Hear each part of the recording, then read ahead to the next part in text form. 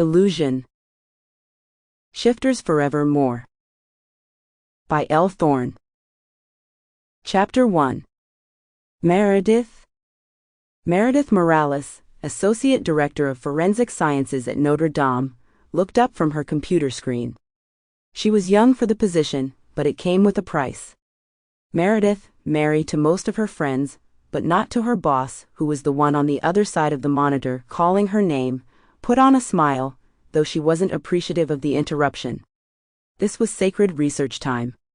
But as a fairly renowned forensic pathologist in her field, she'd made a deal with the devil. And today the devil, Dr. Felton Broussard, was calling her name. Dr. Broussard?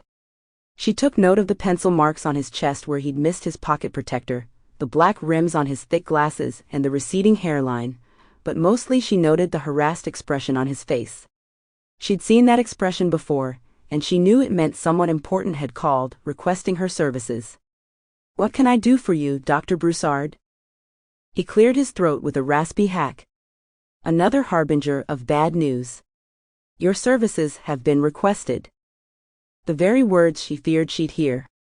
She kept the smile plastered on her face, but wondered if her eyes reflected her irritation. Maybe this would be an easy request. One that would allow her to get back to her work quickly, but like she already figured, the man's expression did not bode well. The deal with the devil she'd made? Yeah, she'd made it willingly, but damn. So here it was. The deal. A fancy title, Associate Director of Forensic Sciences at Notre Dame, oulai. A steady paycheck. Unlimited access, practically, to research at Notre Dame. Unlimited funds also, practically, to pay for that research. The trade-off? She could be outsourced to any government or private entity with enough cash to satisfy Notre Dame's coffers. The projects almost always involved cutting into people because, hello, forensic pathologist. It most often involved dead people, though Meri had assisted with an occasional project involving live specimens, people. Not specimens, she reminded herself. So now again, it was time to pay the piper. She bit back a grumble because, let's be real, it was not as though she was called upon more than a couple of times per year. Who am I working for this time? Confoundment crossed his face. That's just it. This came down from one of the Board of Fellows, Agnes Gaston.